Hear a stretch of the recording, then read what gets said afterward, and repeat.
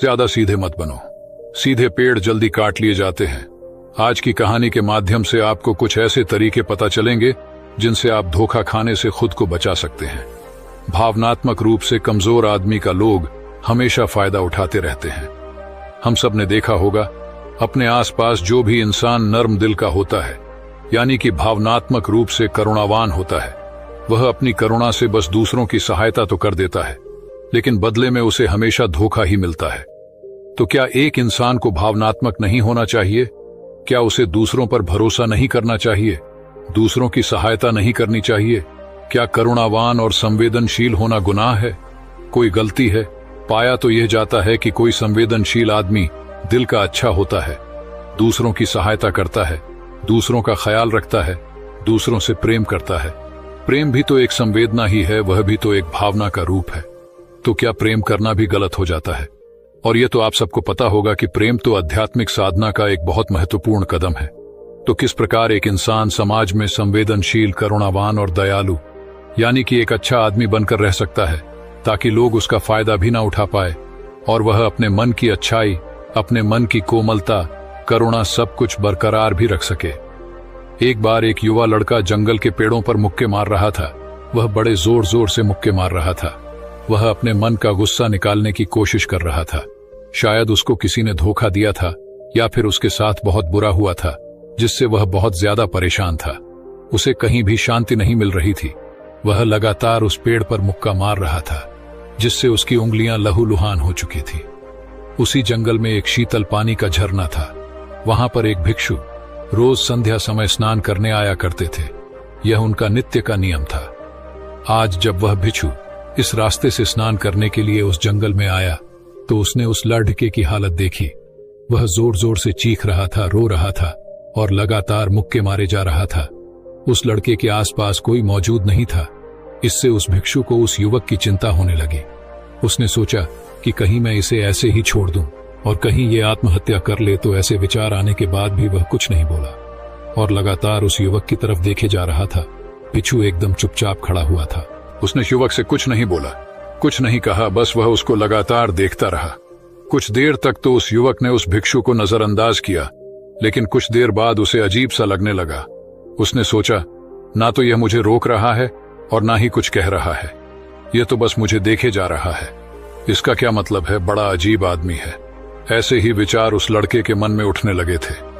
जब कुछ देर बाद भी वह भिक्षु कुछ नहीं बोला, तो लड़के ने अचानक से उससे पूछा कि महाशय, आप अपने रास्ते क्यों नहीं चले जाते? आपको क्या मतलब? आप खड़े हुए मुझे देख क्यों रहे हैं?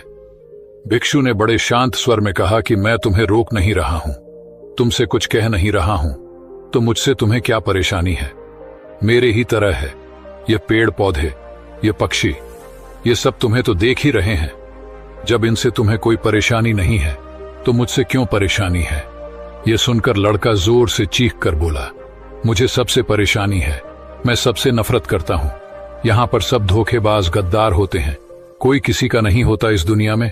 और इस तरह बोलते बोलते वह फूट फूट कर रोने लगा और रोए जा रहा था और भिक्षु उसे देखे जा रहा था। वो उसे चुप करने की कोशिश भी नहीं कर रहा था। ये बात तो उस लड़के को और ज्यादा अजीब लगी। अब रोना छोड़कर उस लड़के ने सीधे खड़े होकर उस भिक्षु से कहा, बड़े अजीब आदमी है कि सामने कोई इंसान रो रहा है, दुखी है, परेशान है और आप उसे चुप भी नहीं कर सकते। आपके मन में बिल्कुल भी संवेदना नहीं है। बड़े अजीब और कठोर हृदय वाले साधु हैं। आपको अपने साधु होने पर खेद होना चाहिए और ऐसे ही ना जाने क्या क्या जली कटी बातें वो युवक उस भिक्षु को सुनाने लगा। कुछ देर बाद जब युवक की सारी भड़ास निकल चुकी थी, तब भिक्षु ने बड़े ही शांत स्वर में कहा कि आज मैं तुम्हें कंधा दे सकता हूं, तुम्हारे आंसू पोंछ सकता हूं, लेकिन इससे तुम्हारी समस्या का समाधान नहीं होगा। कुछ देर के लिए तुम्हारा मन बहल जाएगा, बस उसके बाद वही जिंदगी, वही लोग जो तुम्हें आज कंधा देने के लिए भी तुम्हारे पास नहीं है। फिर से तुम उसी जिंदगी में लौट जाओगे। कोई तुम्हें धोखा देगा, कोई तुम्हारा फायदा उठाएगा और तुम अपने मन को ऐसे ही तकलीफ पहुंचाते रहोगे। तो आंसू पोंछने की बजाय तुम्हें मुझसे कुछ ज्ञान की बातें लेना चाहिए, जिससे तुम्हें जीवन में कोई भी धोखा ना दे सके, तुम्हारी अच्छाई का कोई भी फायदा ना उठा सके। याद रखना, आंसू पोंछने वाले तो तुम्हें बहुत मिल जाएंगे, लेकिन ज्ञान और सही समझ देने वाला कभी कभी कोई इंसान मिलता है। भिक्षु ने उसे बताया कि मैं पास ही के झरने में स्नान करने के लिए जा रहा हूं। बड़ा ही शीतल पानी है वहां का। अगर तुम चाहो तो तुम भी मेरे साथ चल सकते हो। यहां पर अकेले परेशान होने से अच्छा है कि तुम झरने की शीतल पानी में स्नान करो, जिससे तुम्हारा दिमाग, मन, मस्तिष्क और तुम्हारा शरीर सब कुछ पवित्र हो जाएगा। यह सुनकर वो लड़का उस भिक्षु के पीछे पीछे चलने लगा। जंगल के बीचों बीच रास्ता झरने की तरफ जाता था। जंगल में सन्नाटा छाया हुआ था। उनके पैरों तले सूखे पत्तों की चरमराने की आवाज पूरे जंगल में गूंज रही थी। आज पूर्णिमा की रात थी और आसमान में चांद अपनी उजली रोशनी उस जंगल में फेंक रहा था। उस रोशनी में दोनों उस झरने की तरफ बढ़ते चले जा रहे थे। रास्ते में चलते चलते उस युवक ने उस भिक्षु से कहा कि महात्मन, आपकी जिंदगी मस्त है। आपको किसी चीज की कोई परेशानी नहीं है। आपको पता है कि दुनिया में कैसे कैसे लोग बसते हैं, कितने धोखेबाज, कितने मक्कार, और सबसे बड़ी बात, अपने लोग ही धोखा देते हैं जिनसे हम प्रेम करते हैं, जिनको हम अपना मानते हैं। जब उन्हीं से धोखा मिलता है तो कैसा महसूस होता है। कभी कभी तो ऐसे लगता है कि भोले और दयालु लोगों के लिए यह दुनिया नहीं बनी है, ये धोखेबाजों के लिए है, मक्कारों के लिए है। वही यहाँ पर फलते फूलते हैं, वही आनंद से जीते हैं। और हमारे जैसे लोग जो दूसरों की सहायता करते हैं, दूसरों को अपना मानते हैं, वह हमेशा जीवन भर दुख में रहते हैं। यही जीवन की सत्यता है और यही संसार है जिसमें हमें रोज घुट घुट कर मरना पड़ता है। आपने सही किया, ऐसे जिंदगी को त्याग दिया, पीछे छोड़ दिया। अब बस अपने में मस्त, किसी से कोई परेशानी नहीं है, किसी की कोई चिंता नहीं है। मैं भी सोचता हूं कि मैं भी संन्यास ले लूं, छोड़ दूं इस दुनिया को। यह सुनकर उस भिक्षु ने कहा कि तुम्हें क्या लगता है, सन्यासी जीवन बहुत आसान होता है। भिक्षु ने बड़े शांत स्वर में कहा कि तुम्हें तो 2 वक्त की रोटी तो शांति से मिल जाती है, हमें तो कभी कभी वह भी नसीब नहीं होती। अगर भिक्षा मिल जाती है तो हम खा लेते हैं, वरना हमें तो भूखा ही सोना पड़ता है। यही सन्यासी जीवन है। हमें हमेशा नीचे सोना पड़ता है, सिर्फ एक लंगोट में रहना पड़ता है। चाहे कैसा भी मौसम क्यों ना हो, तो ये सब तुम्हें आसान लगता है, तो तुम भी सन्यासी बन जाओ। युवक ने कहा कि आप कहते तो ठीक ही हैं, संघर्ष तो दोनों तरफ है, सांसारिक जीवन में भी और सन्यासी जीवन में भी। वैसे सांसारिक जीवन भी अच्छा है, लेकिन तब तक जब तक घर परिवार में सुख शांति बनी रहे, धोखा ना मिले, हमारे लोग हमारा फायदा ना उठाएं, हमसे झूठ ना बोले, हमें धोखा ना दे, तब तो जीवन जीने का आनंद होता है, वरना तो जीवन नर्क हो जाता है। भिक्षु ने कहा, देखो, सन्यास अपने मन से लिया जाता है। जब हमारा मन कहता है कि हमें सन्यास के मार्ग पर सफलता हासिल करनी है, आगे बढ़ना है, तो ही सन्यासी जीवन सफल हो पाता है।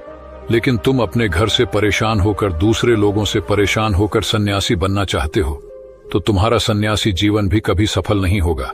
इससे अच्छा तो तुम सांसारिक जीवन में अगर कुछ तरीके, कुछ नियम अपनाओ, तो दूसरे लोग तुम्हें धोखा नहीं दे पाएंगे। सबसे पहले तो यह समझो कि धोखा उन्हें ही मिलता है जो भावनात्मक रूप से कमजोर होते हैं, जिनका दिल जल्दी पिघल जाता है, जो दूसरों को दुख में नहीं देख पाते। ऐसे लोगों के साथ धोखे होने की संभावना ज्यादा होती है, क्योंकि कोई भी आदमी अपनी परेशानी बताकर, अपने को दुख में बताकर तुम्हारा फायदा उठा सकता है। क्या पता वह झूठ बोल रहा हो, वह दुखी होने का अभिनय कर रहा हो, लेकिन आपको तो सच ही लगेगा। और उसके बाद कुछ समय बाद आपको पता चलता है कि आपके साथ धोखा हो गया। उसके बाद आपका मन अंदर से टूट जाता है।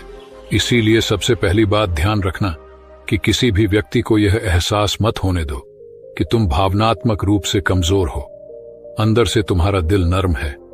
अगर उन्हें आपकी यह कमजोरी पता चल गई, तो वह कोई ना कोई जाल रचकर आपका फायदा उठाने की जरूर कोशिश करेंगे। चाहे आप अंदर से संवेदनशील हो, दूसरों की मदद करने वाले हो, लेकिन किसी को एहसास मत होने दो, ऊपर से कठोर बने रहो।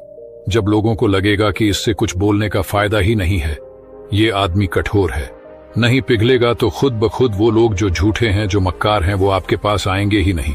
वो उन्हें चुनेंगे जो उनके आसान शिकार होंगे।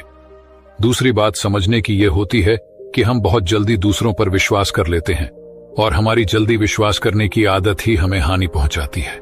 2 दिन तुम्हें किसी से मिले हुए नहीं होते हैं और तुम एक दूसरे के हो जाते हो, एक दूसरे पर पूरा भरोसा करने लग जाते हो, और यह भरोसा तीसरे दिन टूट जाता है और फिर तुम्हें धोखा मिलता है और फिर तुम परेशान होते हो। इसीलिए समय दो, किसी भी चीज को किसी भी रिश्ते को आगे बढ़ाने के लिए समय की जरूरत होती है।